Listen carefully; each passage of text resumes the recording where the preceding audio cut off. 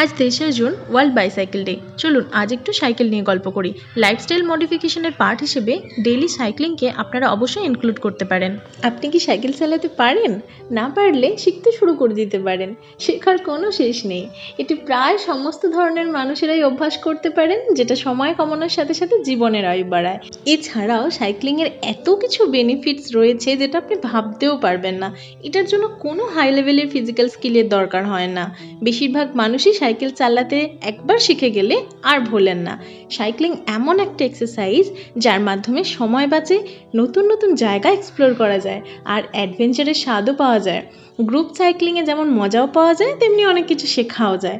অন্যান্য অনেক এক্সারসাইজের থেকে সাইক্লিং ভালো, কারণ আউটডোর মুভমেন্ট এবং এক্সপ্লোরিংয়ের জন্য কখনোই বোর্ডম আসে না। এটা এমন একটা এক্সারসাইজ কেউ সাথে না থাকলেও দিব্যি একা একাই বেরিয়ে পড়া যায়, কারোর জন্য অপেক্ষা করতে লাগে না, সময়ও বাঁচে, অথচ আপনার সারাদিনের মধ্যে টুক করে একটু এক্সারসাইজও হয়ে যায়। কিছু দৈনন্দিন কাজগুলোর জন্য আপনারা সাইক্লিংকে বেছে নিতে পারেন। এতে আপনার এক্সারসাইজও হয়ে যাবে, কাজও হবে, সময়ও বাঁচবে। সাইক্লিং আসলে হেলদি, এনভায়রনমেন্ট ফ্রেন্ডলি, লো ইম্প্যাক্ট অ্যারোবিক এক্সারসাইজ, যেটার মাধ্যমে হার্ট, ব্লাড ভেসেল, মাসেল এবং ফুসফুসের কার্যকারিতা বেড়ে যায়, ব্লাড সার্কুলেশনও বৃদ্ধি পায়, ফলে আমাদের দেহের সমস্ত অর্গানগুলি খুব ভালো থাকে। এখনকার মানুষের লাইফস্টাইলে স্ট্রেস এবং হরমোনাল ইমব্যালেন্স নিত্যসঙ্গী।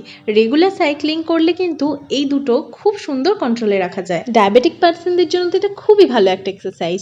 সমীক্ষায় দেখা গেছে যে সমস্ত মানুষেরা দিনে অন্তত 30 মিনিট সাইকেল চালান, ভবিষ্যতে তাদের ডায়াবেটিস হওয়ার সম্ভাবনা প্রায় 40% কমে যায়।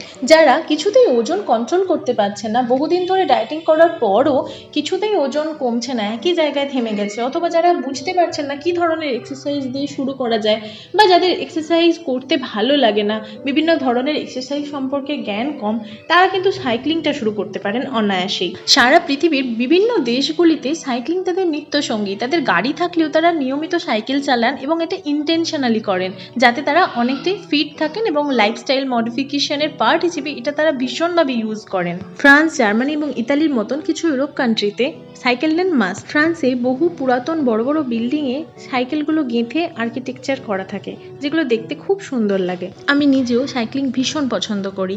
আশা করি ছবি এবং ভিডিওগুলো দেখেই বোঝা যাচ্ছে যে আমি সাইক্লিং কতটা পছন্দ করি। যখনই যেখানে সুযোগ পেয়েছি, সাইকেল পেয়েছি, নিয়ে বেরিয়ে পড়েছি, সেটা নিজের দেশে হোক বা বিদেশে, বাড়ির পাশে হোক বা দূরে।